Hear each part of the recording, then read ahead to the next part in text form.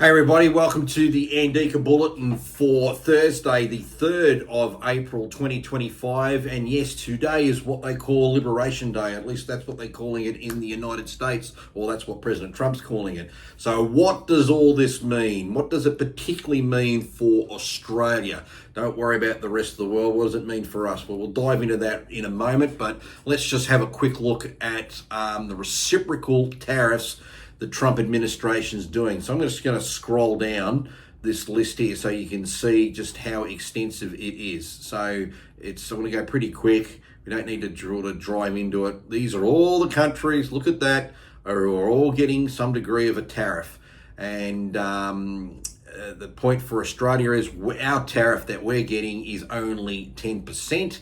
That's pretty much because that is the baseline tariff that Trump is doing across the whole board. And then, of course, he singled out certain other countries that are hitting America a lot higher, a lot harder, and therefore he's hitting them harder. There's us here, Australia, and 10% tariff. Whereas there are some other countries, just very quickly going up to the top, starting with China. By the way, that's just a 34% tariff on them, but they've already got a base tariff of 20, so they're really at 54%. There's Vietnam at 46, Thailand at 36, Cambodia at 49. You know, you can just get the sense. Pakistan's at 29, Sri Lanka at 44, Jordan at 20, Madagascar at 47, etc., etc. But if you look at it, these countries have all got very big tariffs against America. So I think what's going to happen here is over a bit of time, there's going to be a degree of negotiation. And if those countries lower their tariffs where they are now, then you would see these reciprocal ones come down. And notice it's not a one-for-one, tit-for-tat. Basically, it's half. Whatever they are, he's doing half. With the exclusion of that, he started at base at 10%. Okay, so what does this all mean essentially for Australia? Here's a summary here. It's pretty easy to, what's going to happen with us. First and foremost, Trump's tariffs in Australia. The US hit Australia with a 10% tariff on all imports of part of Trump's Liberation Day. Now, with the Australian dollar around about 62.3 US cents, this softens the blow a bit. But our exports are cheaper in US dollar terms, helping offset the cost of US importers. Still, it squeezes exporters, say our beef industry and maybe our farmer industry, with no retaliatory tariffs from Australia yet. So that's where it's at. With us, it's small beer. We are just being hit because he said 10%, and because our dollar's so low, that'll actually protect us a bit.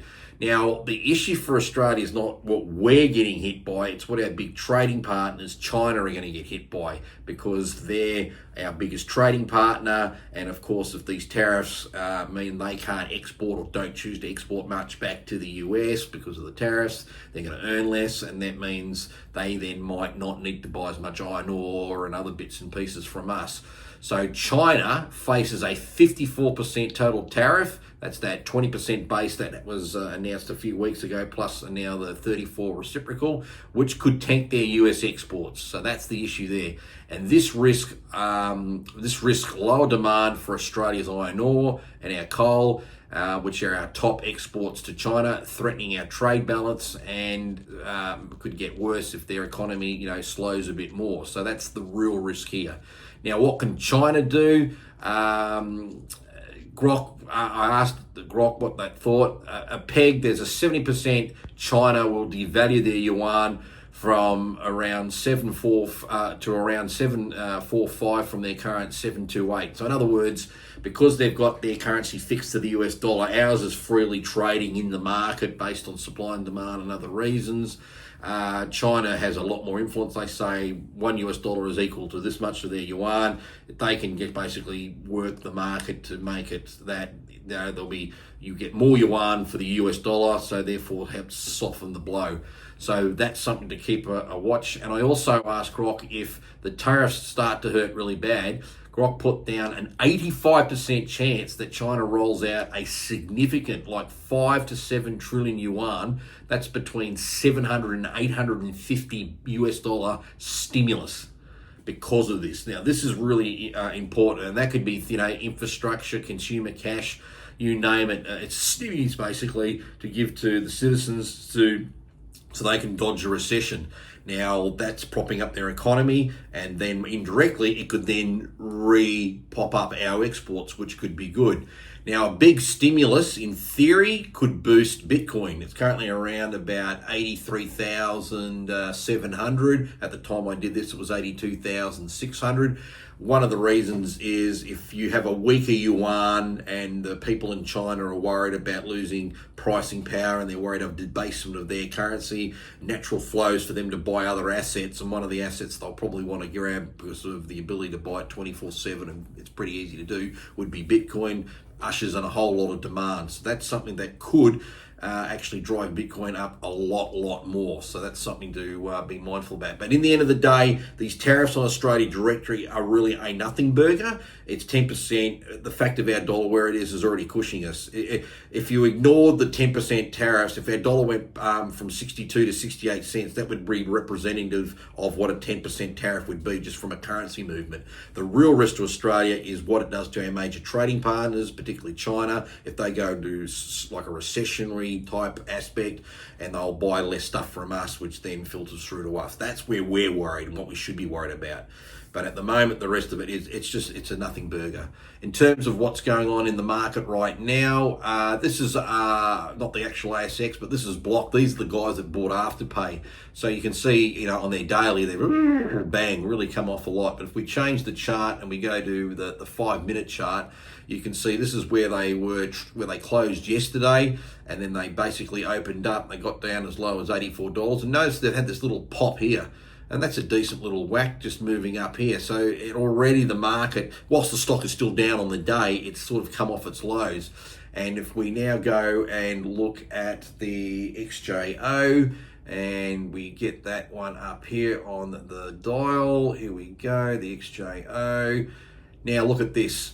This is the same 5-minute chart of the XJO. That's us where we closed yesterday. Here's where we opened. We fell all the way down. That's roughly 2%. And look at that. The ASX already is probably improved by 1%. And if you look at where we are right now as an index, the XJO right now is actually only down 80 points. That's basically 1%. So everyone's going, the sky's falling, we're all going to die. No, we're down 1%. Yes, you can see on the chart, we've actually come from nearly 8,500 down to where we are now, about 78.5. So overall, we've had a correction, and that's obviously very healthy for the market. And always like to check where Bitcoin is, because it's a good guide also just for where the sentiment is. And this is on the 5-minute chart. So you can see they sort of bottomed out also this morning around about 82,400. They're currently 83,695. So you can see there they've improved. And at one point this morning, before the tariffs were announced, they're as high as 88,000. So I suspect we're going to see some bounces come back, and then everyone will be able to take a deep breath and just relax. So anyway, that's what I just wanted to get across to everybody. Don't listen to the mainstream media. They own nothing. If someone told them, from tomorrow you could actually pick up dog poo from the clean end, that's exactly what they'd report on the news. So don't listen to them. Make sure you just get your stuff from people you know are in the trenches, understand the stuff. That's what one of my jobs is trying to do as well, is to make sure people are informed and got some right information. So we're nearly 9 minutes in. We'll finish up the video now. So thanks for watching. Make sure you subscribe, like the video, and if you've got comments, please write them below. And we'll catch each other soon. So see you later.